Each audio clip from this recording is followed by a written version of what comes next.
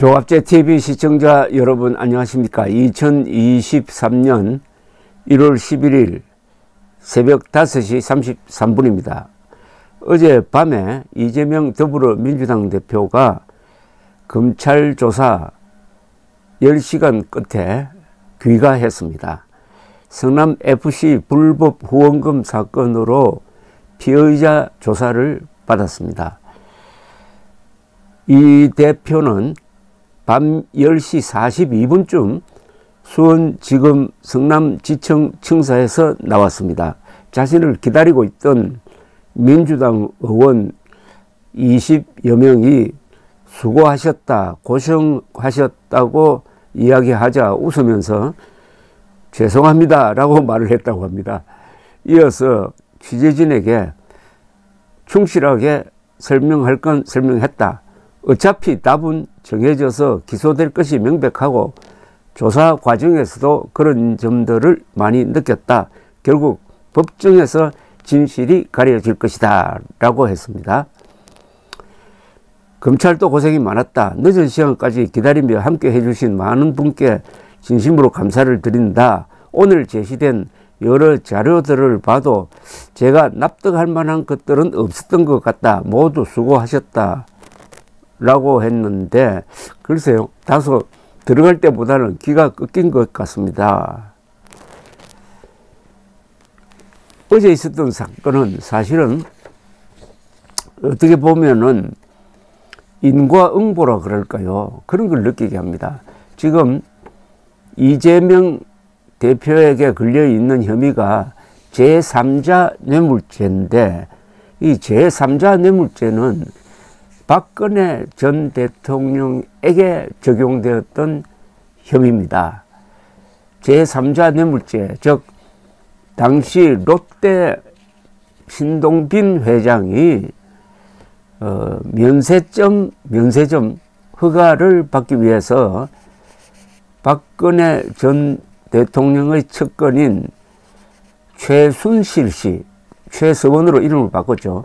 최서원 씨가 주도한 K스포츠 재단에 70억 원을 낸 것이 이게 뇌물죄라는 겁니다. 이게 바로 제3자 뇌물죄입니다. 그런데 당시 민주당은 그 제3자 뇌물죄로 박근혜, 최순실 이런 사람들이 유죄를 선고받았을 때 아주 잘된 것이라고, 그러니까 벌을 받은 것이 정당하다는 취지의 논평을 한 적이 있는데 똑같은 논리로 지금 이재명 대표가 어제 조사를 받은 겁니다. 그래서 제가 인과응보란 말을 썼는데 홍준표 대구시장이 비슷한 취지의 글을 올렸기에 이걸 또 소개를 해드리려고 합니다. 검찰 출신이니까 아주 예리합니다. 보는 관점이. 적폐청산 부메랑 맞은 이재명 대표, 문재인을 원망해야 한다라고 논리를 한 번 더 비약시켰습니다. 제3자 뇌물수수죄는 박근혜 전 대통령의 K스포츠 미르재단 사건에서도 적용된 범죄인데 이미 대법원에서도 판례로 확정된 범죄 유형입니다. 홍준표의 페이스북입니다. 성남시장 때 있었던 이재명 대표의 이번 사건도 집행기관인 시장의 업무에 속하는 인허가권을 미끼로 성남FC 지원금을 모금했느냐가 쟁점인데 의외로 까다로운 사건이 아니고 인허가 서류만 수사하면 간단합니다. 다만 이재명 대표 개인의 사욕이 아닌 자신이 구단주로 있던 성남FC의 선전을 위해 모금했다는 정상이 있긴 하나 모금 방법은 부적절한 행위임은 분명합니다. 경남지사 시절부터 나는 그 법리를 알고 있었고 또 지사는 시장과는 달리 집행기관이 아니고 지원기관이기 때문에 대가성 있는 보답을 해줄 수 있는 행정적 수단이 없어서 사법적 제재를 피해갈 수 있었지만 지금은 대구 FC를 운영하는 구단주로서 집행기관이기 때문에 나는 이런 유형의 오해를 피하기 위해 대구 FC 지원금 모금에는 일체 관여하지 않습니다. 전국의 지자체 단체장들, 특히 집행기관들은 이 점을 유의해야 합니다. 과거에는 별 문제가 안 되던 사건 유형이 박근혜 전 대통령 사건을 계기로 주목을 받으면서 집행기관들의 행정 재량폭을 훨씬 축소시킨 지금은 문제가 된 것입니다.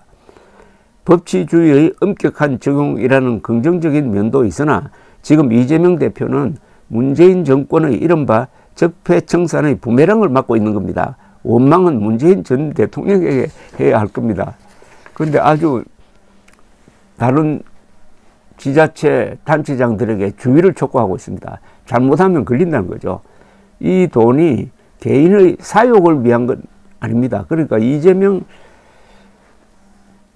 대표에게 적용된 이 제3자 뇌물죄가 그 뇌물이 이재명 개인의 또는 이재명 잘 아는 사람의 개인 호주머니에 들어간 건 아닙니다. 그러니까 성남FC라는 축구단 운영에 들어간 건 맞아요. 그래도 이게 뇌물죄라는 겁니다. 따라서 다른 사람들, 다른 지방자치단체장들에게도 이런 혐의가 적용될 소지가 많다는 경고를 지금 홍준표 씨가 하고 있는 겁니다. 그래서 이 사건을 가지고는 검찰이 구속영장을 청구하기는 좀 어렵지 않을까 하는 그런 생각이 듭니다. 대장동 사건에서 승부를 내야지 그것보다 범죄의 질이 낮은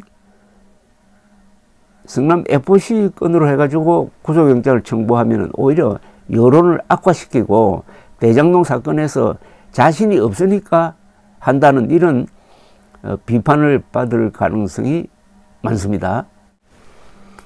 2018년 2월 13일 서울중앙지법 형사합의 22부는 최서원 씨에게 징역 20년에 벌금 180억 원을 선고를 했는데 이게 제3자 뇌물죄가 적용이 되었습니다. 신동빈 롯데그룹 회장이 박근혜 전 대통령의 요구에 따라 최서원 씨가 주도적으로 설립한 K스포츠 재단에 70억 원을 지원하고 면세점 사업자로 선정된 것을 제3자 뇌물죄에 해당한다고 판단한 겁니다. 당시 민주당 대변인 박혜련 의원은 이렇게 논평을 했습니다.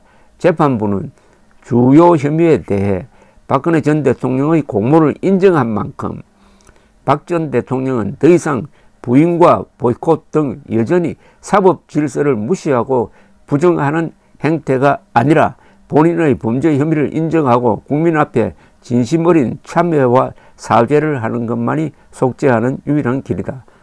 그대로 이재명 당시 성남시장, 지금 민주당 대표에게 돌려주는 것이 공평한 논평이 될 겁니다.